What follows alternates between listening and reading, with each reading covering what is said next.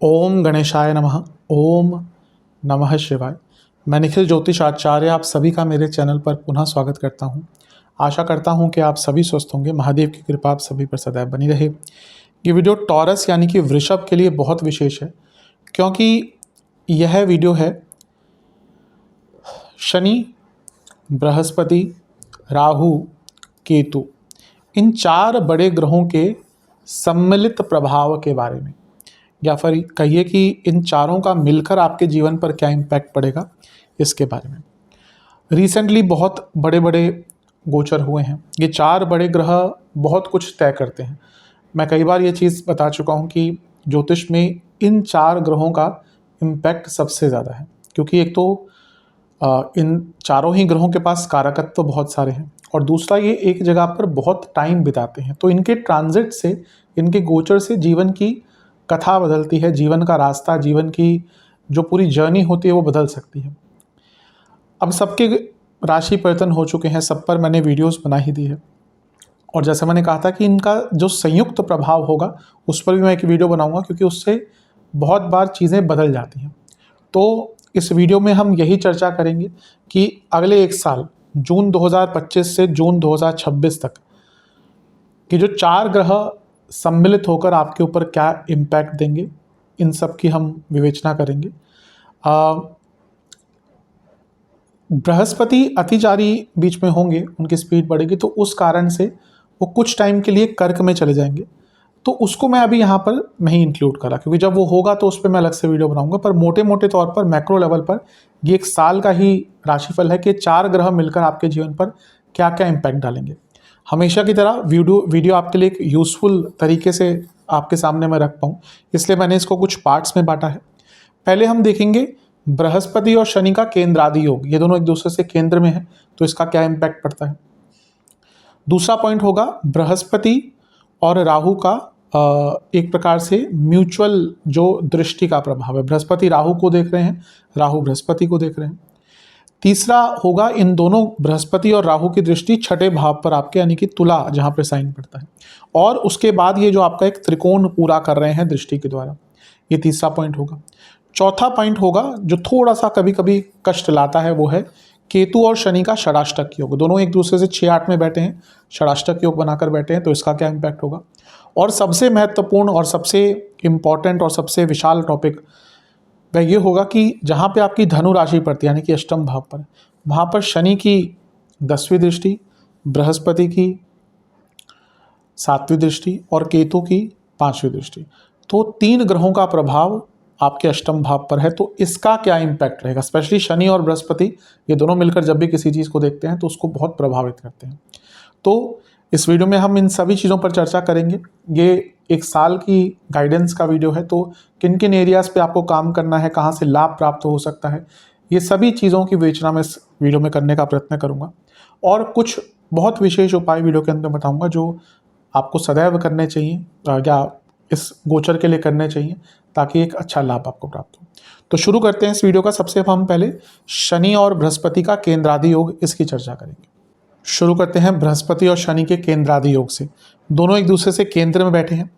मैं हमेशा बताता हूं कि कोई भी ग्रह एक दूसरे से त्रिकोण में अगर बैठता है तो डायरेक्ट इम्पैक्ट होता है। जैसे अगर कोई भी ग्रह यहाँ पर बैठेगा तो उसका बृहस्पति से एक डायरेक्ट इम्पैक्ट, हाँ खैर बृहस्पति की दृष्टि भी होती है, लेकिन वैसे भी एक दूसरे से त्रिकोण में अगर कोई ग्रह बैठते हैं तो उस पर डायरेक्ट इम्पैक्ट पड़ता है। जैसे लेट्स से कि यहाँ पे सप्तम भाव में कोई ग्रह बैठेगा तो शनि और उस ग्रह का एक डायरेक्ट कनेक्शन बन जाएगा। अब शनि की तो 9वीं दृष्टि नहीं होती, 10वीं होती है। तो त्रिकोण तो एक प्रकार से बहुत प्रभाव करने वाले भाव होते हैं, पर केंद्र में जब एक दूसरे से भाव ग्रह बैठते हैं तो एक दूसरे को सपोर्ट करते हैं या फिर एक दूसरे के लिए ऑब्स्टिकल उत्पन्न करते हैं। बृहस्पति और शनि एक इस प्रकार के ग्रह हैं कि अगर वो एक दूसरे से केंद्र में आते हैं तो वो स्टेबिलिटी देते हैं उन भावों को। जिस प्रकार के भाव हैं उनके जो अपने स्वामित्व हैं, उसके प्रकार से वो चीज़ों में बढ़ोतरी या स्टेबिलिटी लाने का प्रयास करते हैं। और क्यों केंद्र भाव बहुत इंपॉर्टेंट होते हैं एक दूसरे से। लग्न से ये तो केंद्र भाव होंगे, लेकिन हर जो भाव है वो किसी ना किसी का केंद्र बनता है। जैसे, और इसकी विशेषता क्यों होती है, क्योंकि देखिए शनि इस समय द्विस्वभाव राशि में है, और बृहस्पति भी द्विस्वभाव राशि में है, कन्या, वर्ग, धनु, तो ये सारी द्विस्वभाव राशि है। ये एक दूसरे से केंद्र भाव, इनको केंद्र भाव कहा जाता है, एक दूसरे से स्क्वायर बनेगा। जब भी इन सबको हम कनेक्ट करेंगे तो स्क्वायर बनेगा। तो यहाँ पर जब शनि और चंद्रमा, शनि और बृहस्पति एक दूसरे से केंद्र में है, तो ये बहुत ज़्यादा इम्पैक्ट एक दूसरे पे डालेंगे। दोनों ही द्विस्वभाव की राशि में है। अगली बार कब ऐसा होगा कि शनि और बृहस्पति दोनों ही द्विस्वभाव राशि में होंगे, नहीं कह सकते, बहुत टाइम बाद होगा। अगर होगा तो जितना मैंने देखा है, मुझे लगता नहीं कि अगले 7-8 साल 9 साल में कभी ऐसा होने वाला है। मैंने बहुत आगे जाके गोचर देखे नहीं है। तो क्योंकि यहाँ बृहस्पति निकल जाएंगे यहाँ से, फिर शनि का मिथुन में आना बहुत साल बाद होगा, तो दोनों द्विस्वभाव की राशि में बहुत टाइम बाद एक साथ होंगे। सबसे पहले क्योंकि द्विस्वभाव राशि में दोनों हैं, और ये दोनों भाव कौन से हैं? ये धन का भाव है, ये लाभ स्थान है। तो जब द्विस्वभाव राशि में ग्रह होते हैं तो वो नई अपॉर्चुनिटीज, मल्टीपल अपॉर्चुनिटीज देते हैं।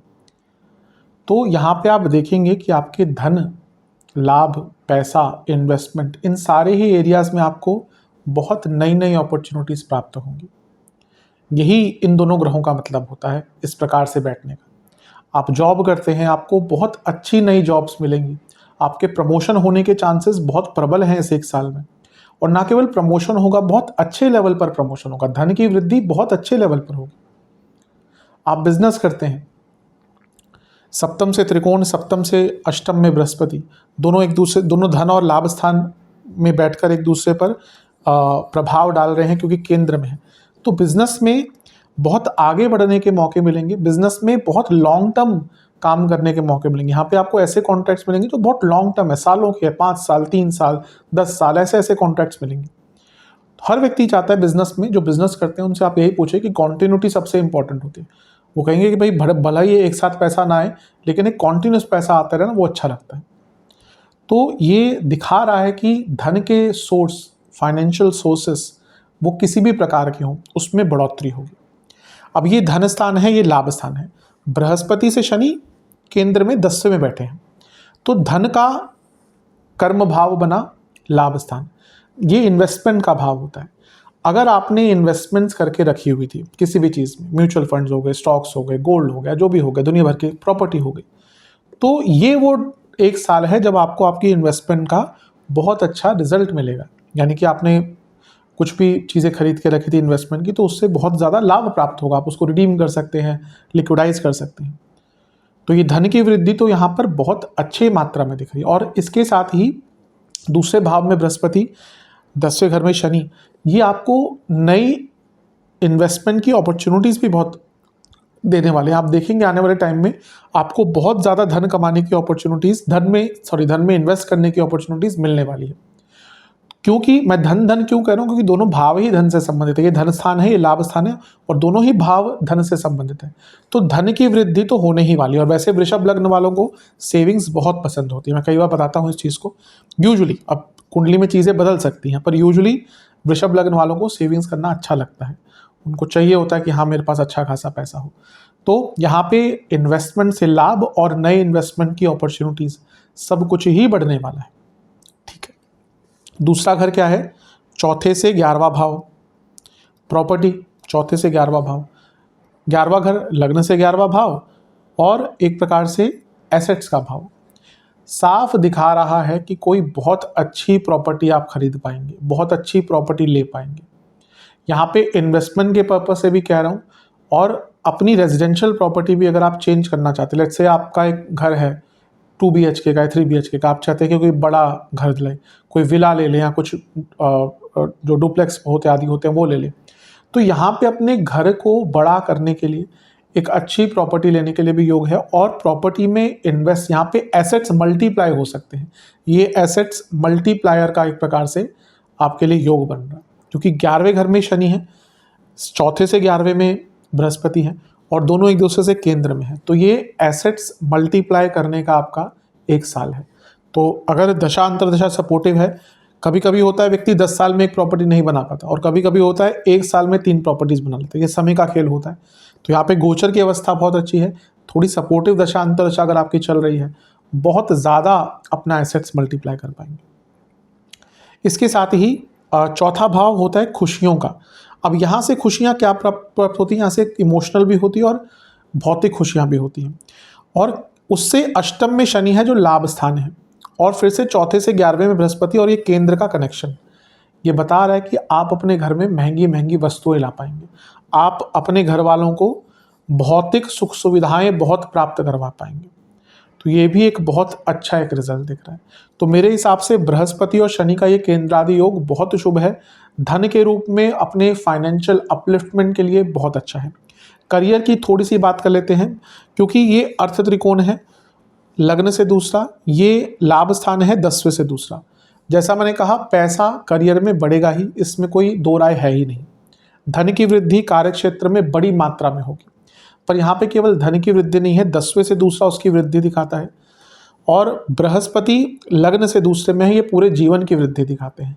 यहाँ पे करियर में केवल ना आपका पैसा बढ़ेगा, आपका जो स्तर है करियर का, जो आपका नाम है, आपकी वैल्यू, एक क्या वैल्यू आप एडिशन करते हैं अपने कार्य क्षेत्र में, वो भी बढ़ने वाली है, और उसके दम पर भी कार्य क्षेत्र में बहुत आगे बढ़ेंगे।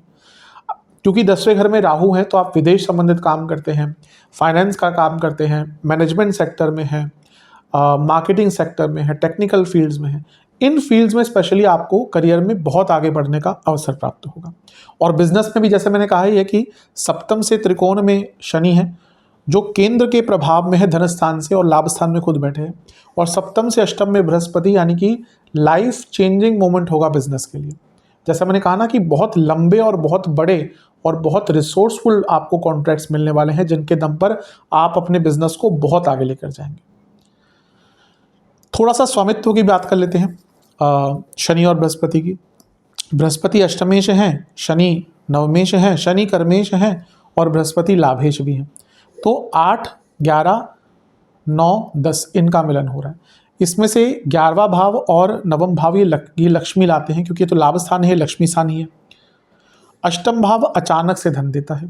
तो जब ये स्वामित्व हो गए और दूसरे और 11वें का कनेक्शन हो रहा है, तो अचानक से बहुत धन प्राप्ति के योग आपके लिए बनेंगे। और क्योंकि अष्टम पिक्चर में आ गया, तो एंसेस्ट्रल प्रॉपर्टी से भी लाभ प्राप्त होगा। और क्योंकि 10वें और अष्टम का कनेक्शन हो रहा है, इनडायरेक्टली ही सही, ये बहुत अच्छी जॉब अपॉर्चुनिटी देगा। कई लोगों को यहाँ से अपने जॉब की स्ट्रीम बदलने का भी मौका मिलेगा, और कई लोगों को यहाँ से इवन जॉब के साथ बिजनेस स्टार्ट करने का भी अवसर मिलेगा। और क्योंकि यहाँ पे लाभ और भाग्य और कर्म का कनेक्शन केंद्र द्वारा हो रहा है, यानी कि भाग्य पूरा साथ देगा कर्मों को, और जब भाग्य और कर्मों को साथ प्राप्त हो रहा है, तो लाभ का भी जब कनेक्शन आ गया, तो लाभ भी मिलेगा। यानी कि आप जो मेहनत करेंगे उसमें भाग्य का साथ प्राप्त होगा, और उसके द्वारा बहुत लाभ प्राप्त होगा। तो ये केंद्रादि योग बहुत अच्छा है इन एरियाज में, स्पेशली धन, करियर, बिजनेस, इन पर इनका इम्पैक्ट बहुत ज़्यादा है। तो जितना हो सके इस एरिया पर फोकस कीजिए, आपके लिए बहुत लाभ होगा। इसका थोड़ा सा डाउन साइड क्या हो सकता है, मे बी आप भौतिक चीज़ों के पीछे इतना भागें कि आप अपने पर्सनल लाइफ को ख़राब कर लें। उसका एक कारण ये भी है, चौथे में केतु गोचर कर रहे हैं। इसमें क्या होता है, व्यक्ति अपने घर वालों से इमोशनली दूर हो जाता है। अब इसका एक कारण यही हो सकता है कि बाकी पैसा आना शुरू हो गया, काम आना शुरू, ऐसा होता है कि भाई आप लेट्स से कि आप अच्छा काम नहीं कर रहे, टाइम है आपके पास, फिर अचानक से आपका काम बढ़ता है, फिर आपको लगता है भाई ये तो अच्छा टाइम है, इसको मेरे को ज़ाया नहीं करना, तो आप इतना टाइम डिवोट कर देते हैं कि आप अपनी फैमिली को इग्नोर कर देते हैं। तो यहाँ पे मेरे हिसाब से इसका एक नेगेटिव इम्पैक्ट ये रहेगा कि आपकी फैमिली लाइफ डिस्टर्ब रहेगी, क्योंकि आप भौतिकता में इतने घिर जाएंगे कि फैमिली लाइफ डिस्टर्ब हो सकती है। तो उस चीज़ पर थोड़ा सा ध्यान देंगे तो आपके लिए काफ़ी अच्छा है। दूसरा, शनि अष्टमेश है, और ये केंद्रादि योग बन रहा है, जिसमें ये मारक भाव है, और ये जो 11वां भाव है ये छठे से छठा भाव है। मैं हमेशा बताता हूँ ये राज योग का नहीं, ये राज रोग का भाव है। मैं पहले ज्योतिष पढ़ाता था, मैं हमेशा ये चीज़ बोलता था ये राज रोग का भाव है। तो यहाँ पे कोई बहुत बड़ा रोग आपको तंग कर सकता है, अपनी हेल्थ पर बहुत फोकस कीजिएगा। अब अगले टॉपिक की तरफ चलते हैं। अब बात करते हैं बृहस्पति और गुरु की पारस्परिक दृष्टि। बृहस्पति 9वीं दृष्टि से, तो वहीं राहु 5वीं दृष्टि से बृहस्पति को देख रहे हैं। बृहस्पति की 9वीं दृष्टि से वो राहु को देख रहे हैं, राहु अपनी 5वीं दृष्टि से बृहस्पति को देख रहे हैं। ठीक है, देखिए ये दोनों ही ग्रह क्या हैं, ये दोनों ही ग्रह एक्सपेंशन के ग्रह। मैं हर बार बताता हूँ, ये दोनों ग्रह एक्सपैंड करते हैं। जहाँ बृहस्पति बहुत एक्सपैंड कर सकते हैं, वहीं राहु की तो मैं हमेशा बताता हूँ कोई लिमिट ही नहीं है। तो पहले ये देखना चाहिए कौन से दो भावों को एक्सपैंड कर रहे हैं, कौन से दो भावों पर प्रभाव डाल रहे हैं। ये है धन स्थान, ये है करियर का भाव, ठीक है। ऑब्वियसली सबसे पहला इम्पैक्ट कहाँ पे देखने को मिलेगा आपको? करियर पर। ये भी अर्थ त्रिकोण होता है, तो करियर का एक भाव होता है, 10वें से त्रिकोण भाव है। हमेशा मैं कहता हूँ किसी भी भाव से त्रिकोण भाव उस पर डायरेक्ट इम्पैक्ट डालता है। तो शनि का जब मैंने विवेचन किया था, शनि बृहस्पति का, वहाँ से भी यही अंकित हो रहा था, यहाँ से भी यही अंकित हो रहा है। करियर के लिए, वृषभ के लिए बहुत गोल्डन पीरियड है, बहुत गोल्डन।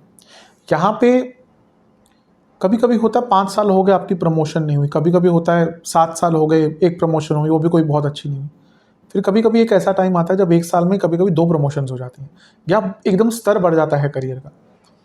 यकीन मानिए वृषभ के लिए इससे अच्छा एक साल नहीं हो सकता, जहाँ पे दोनों जो ऐसे ग्रह जो एक्सपैंड करते हैं, जो बृहत करते हैं, जो फैला देते हैं चीज़ों को, वो आपके कर्म भाव और अर्थ भाव पर प्रभाव डाले हुए हैं। करियर में मैसिव ग्रोथ, यहाँ पे मैं मैसिव ग्रोथ की बात कर रहा हूँ। अब यहाँ पर पिक्चर में आता है राहु। राहु क्या है? अनकन्वेंशनल। राहु क्या है? विदेश।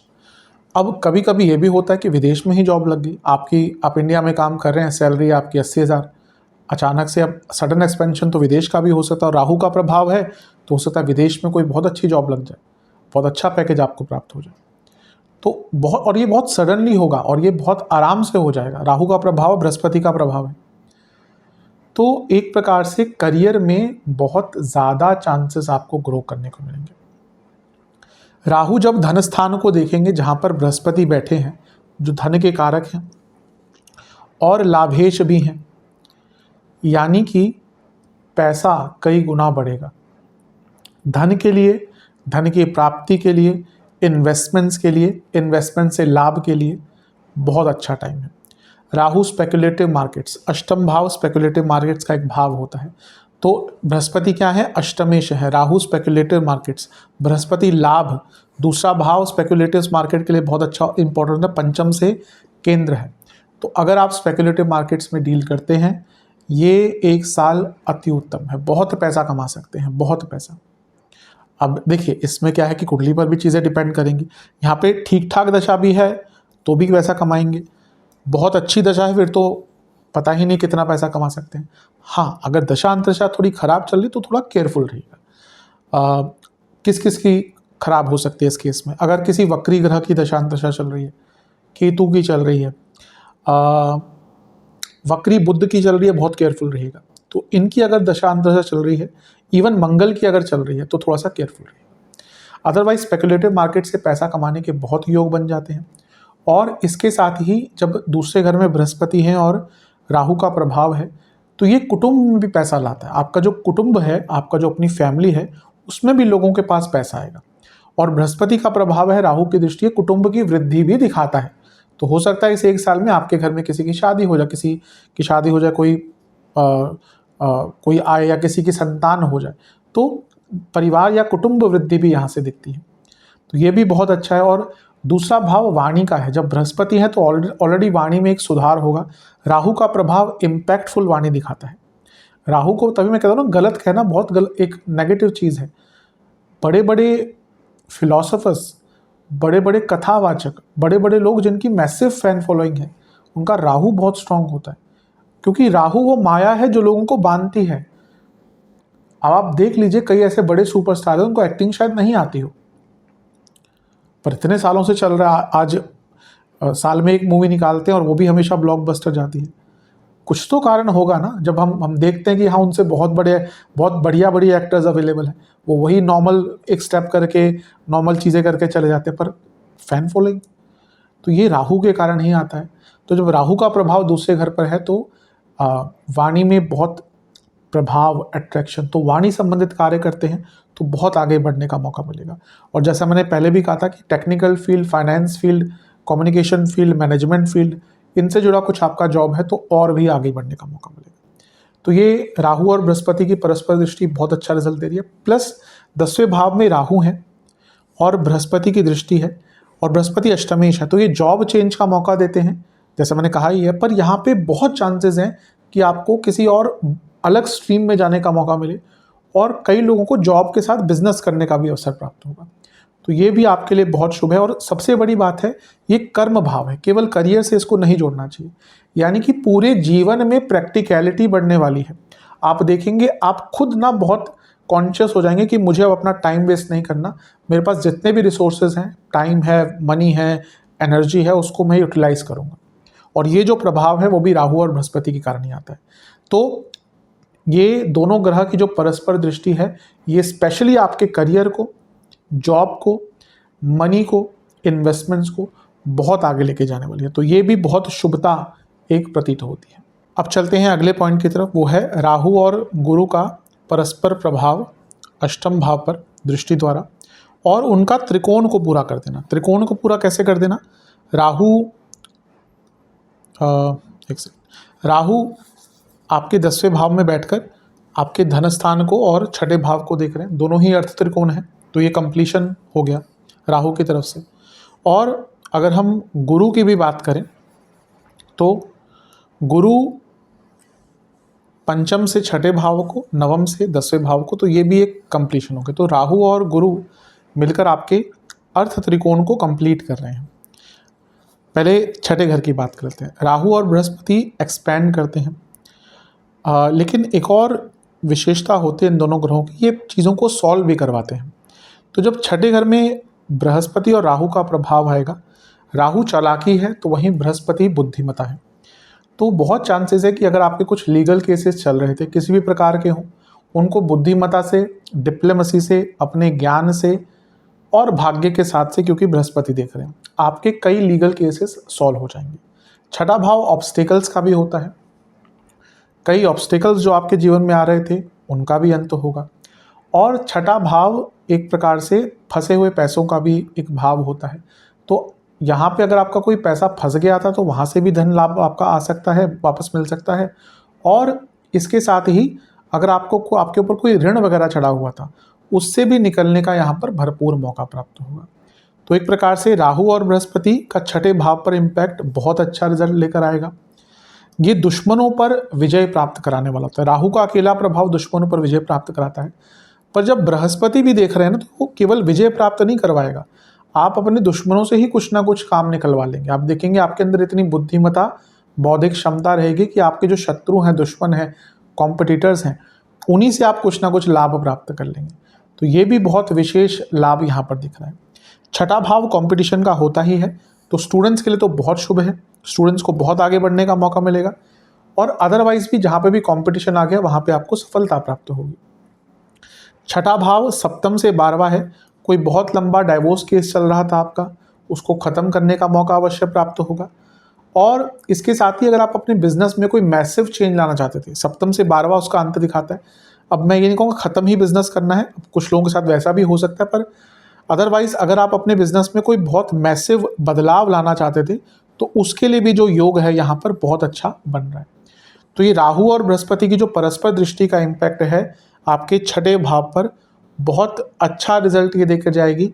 इसका जितना लाभ हो सकते हैं उतना लाभ उठाइएगा। अब छठा भाव करियर का एक बहुत इंपॉर्टेंट भाव है, तो हम ऑलरेडी डिस्कस कर ही चुके हैं। तो जब राहु और बृहस्पति का परस्पर प्रभाव छठे घर पर आएगा, आप यकीन मानिए कि करियर में मैसिव अपॉर्चुनिटीज़ आने वाली हैं। फिर से वो दोहराऊंगा कि ये एक साल वृषभ के करियर का आने वाले कुछ वर्षों में सबसे इम्पॉर्टेंट एक साल होगा, तो इसको हाथ से जाने मत दीजिएगा। छठे भाव पर राहु बृहस्पति का प्रभाव, आपकी दृढ़ता और आपकी संकल्प शक्ति अलग ही लेवल पर चली जाएगी। और छठे भाव पर राहु बृहस्पति का प्रभाव, आप बहुत हेल्थ कॉन्शियस हो जाएंगे। आप देखेंगे कई लोग हेल्थ कॉन्शियस हो जाएंगे, कई लोगों ने अपने डाइट में चेंज शुरू कर दिया होगा, कई लोगों ने जिम ज्वाइन कर लिया होगा, कई लोगों ने योग ज्वाइन कर लिया होगा, कई लोगों ने दुनिया भर की चीज़ें सप्लीमेंटेशन अपने घर में ला के रख लिए होंगे। तो ये सब प्रभाव, और अच्छा ही है, अपनी सेहत पर ध्यान देना अच्छा ही होता है। तो ये बहुत अच्छा इम्पैक्ट। और जैसा मैंने कहा अर्थ त्रिकोण, देखिए अर्थ त्रिकोण एक प्रकार से करियर के लिए इम्पोर्टेंट होता ही है, नो डाउट, पर यहाँ पर अर्थ त्रिकोण का प्रभाव ये भी है कि आप अपने जीवन में बहुत प्रैक्टिकल हो जाएंगे, प्रैक्टिकलिटी दिखाता है। तो जब यहाँ पे राहु और बृहस्पति का प्रभाव अर्थ त्रिकोण पर छठे भाव पर है, तो अपने प्रैक्टिकलिटी के द्वारा अपने जीवन में आगे बढ़ेंगे। कई सरकारी बाधाएं चल रही थी, कुछ भी ऑब्स्टेकल्स आ रहे थे, उन पर नियंत्रण पा पाएंगे। तो ये बहुत अच्छा है। एक ही नेगेटिव चीज़ है, मैंने पहले भी सेहत की बात करी थी, आगे भी केतु शनि में सेहत की बात है, बृहस्पति अष्टमेश भी हैं जो अच्छा भाव नहीं होता। और राहु की अगर हम बात करें तो कभी, अब वैसे छठे घर पर उनका प्रभाव अच्छा है, लेकिन क्योंकि बृहस्पति मारक भाव से देख रहे हैं ना, तो अपनी सेहत, अगर ऑलरेडी कोई क्रॉनिक डिजीज चल रही है, मैंने कहा आप सेहत को लेकर बहुत केयरफुल हो जाएंगे, पर अगर ऑलरेडी कोई क्रॉनिक डिजीज चल रही है उसको नज़रअंदाज मत कीजिएगा, उस पर जो भी बन पड़ता है, जो भी डॉक्टर्स कहते हैं उसके हिसाब से इलाज करवाइएगा।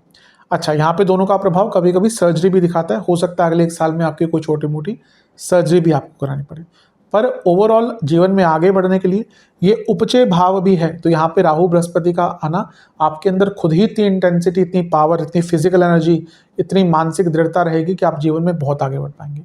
तो राहु बृहस्पति काफ़ी आगे आपको अपने जीवन में लेकर जाएंगे। ये 1 साल वेस्ट मत कीजिएगा, बहुत अच्छा साल है, जितना एक्टिव रहेंगे उतना अच्छा रिजल्ट आपको प्राप्त होगा।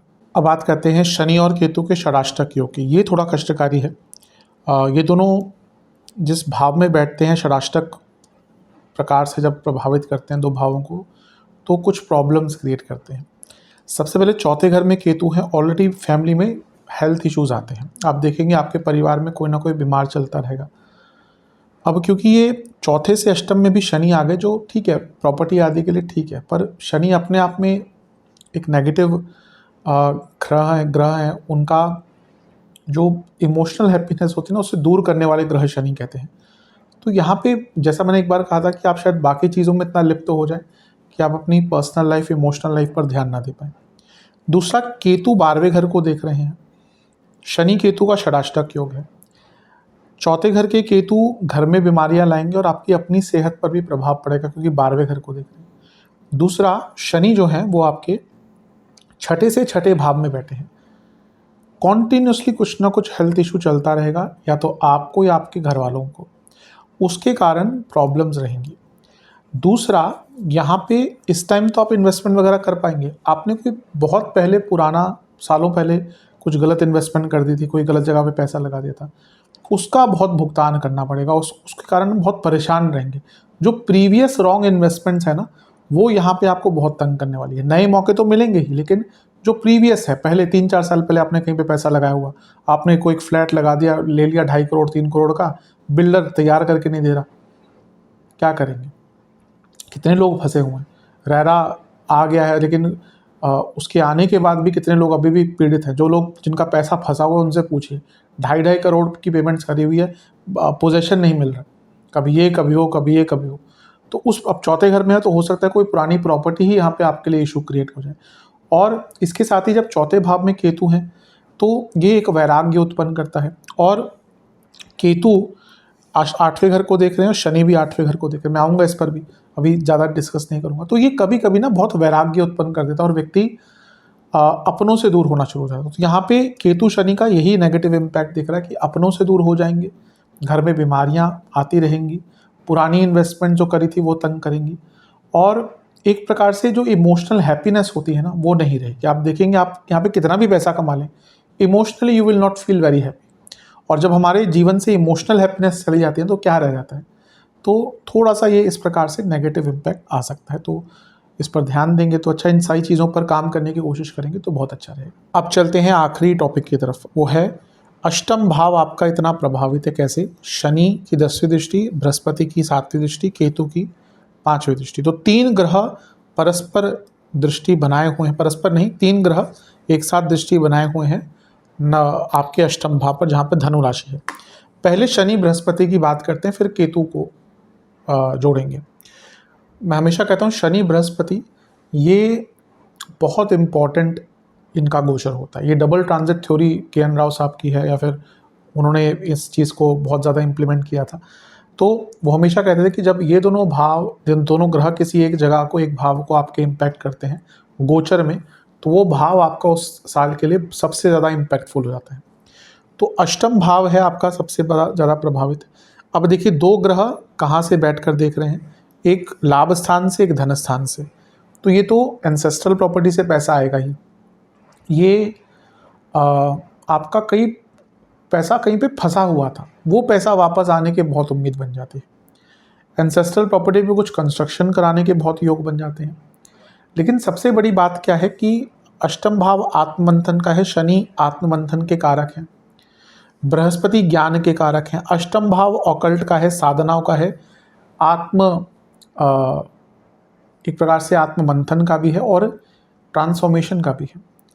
धन के रूप में तो मैं बता ही चुका हूँ, हर एरिया में बहुत अच्छा दिख रहा है, लेकिन ये ट्रांसफॉर्मेशन का भी साल है। हर प्रकार से आध्यात्मिक, भौतिक, जीवन के जो पड़ाव हैं उसके हिसाब से हर प्रकार से जीवन में ये जो एक साल आपका है, ये एक लाइफ चेंजिंग ईयर कहलाएगा, जहाँ पे आप किसी भी स्टेज में हैं अपने जीवन में, आप 50s में है, 20s में है, 30s में है, लेट 60s में है, ये साल आपके जीवन की एक नई बुनियाद रखेगा और बहुत कुछ बदलेगा फॉर अ बेटरमेंट।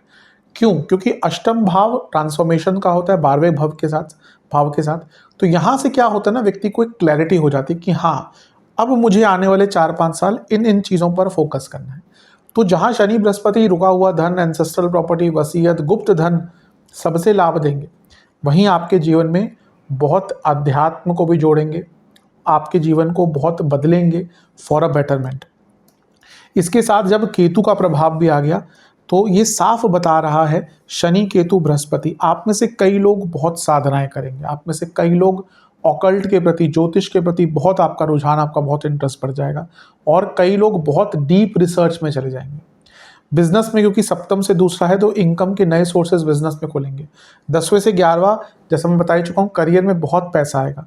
और अध्यात्म से अपने आप को जोड़ने के लिए, क्योंकि यहाँ पर वैराग्य है, अध्यात्म है, केतु है, शास्त्र है, बृहस्पति है, शास्त्र है, तो शास्त्रीय ज्ञान, आध्यात्मिक ज्ञान, साधनाएं, गुप्त साधनाएं, तंत्रोक्त साधनाएं, हर चीज़ का लाभ आपको प्राप्त होगा। इंट्यूशन बहुत अच्छी हो जाएगी, जिसका शेयर मार्केट आदि में यूज़ कर सकते हैं, स्पेकुलेटिव मार्केट पे यूज़ कर सकते हैं।